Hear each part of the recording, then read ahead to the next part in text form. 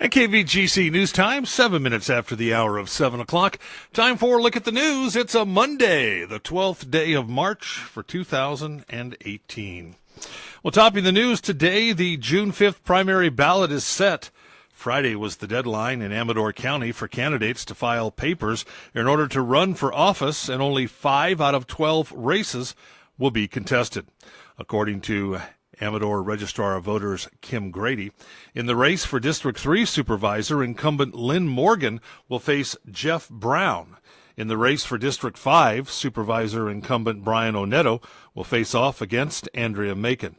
In the race for County Superintendent of Schools, incumbent Amy Slavinsky will square off against Robert Russell. In the race for Lockwood Fire Protection District, Lois Cookie Stevens will face Jolene Middlestrand. And finally, in the race for Superior Court Judge Office Number 2, Judge Renee Day will run against challenger Robert Schell. The county assessor, auditor, clerk recorder, district attorney, sheriff coroner, Superior Court Judge Number 1, and treasurer tax collector all will run unopposed. The next important date in the election cycle will be May 7th, the first day vote by mail ballots can be mailed out. Grady also says her department is looking for poll workers. For more information, visit the county website or call the elections department. Well, traffic slowed to a crawl on Highway 88 at Malfino Road over the weekend following a vehicle accident. Around 1 o'clock Saturday afternoon, 3 pickups were involved in a multi-vehicle rear-end accident. When first responders arrived, they found 3 pickup trucks scattered around the intersection.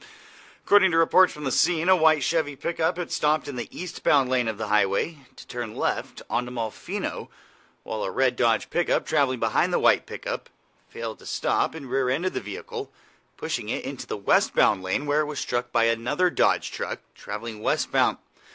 The Chevy pickup came to rest on the side of Malfino.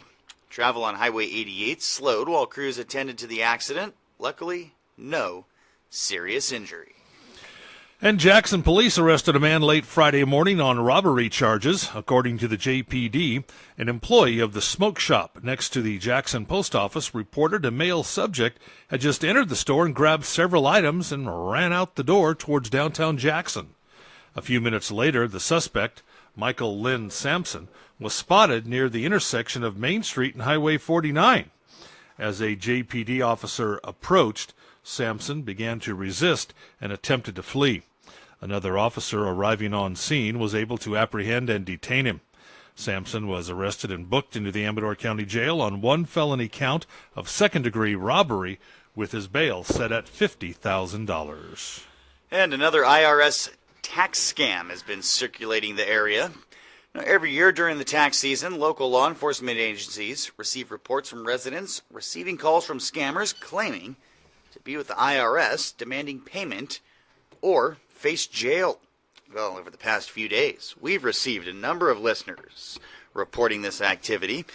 Callers have reported receiving a recorded call claiming it's their final notice to pay the IRS, or a tax discrepancy has been received and it's urgent to return the call. Other callers have reported receiving a call from someone with the IRS who makes threats about a warrant being issued for their arrest. Law enforcement officials in both counties, Amador and Calaveras, say if you receive one of these calls, do not under any circumstances give any personal info. Just hang up. If you have any questions, call the IRS directly at 1-877-382-4357. And this year, tax day falls on Tuesday, April 17th. And the Jackson gas line replacement project will cause delays this week. Pacific Gas and Electric Company and Vulcan Construction will close a portion of Broadway between French Bar Road and Mission Boulevard to traffic today, weather permitting, tomorrow as well.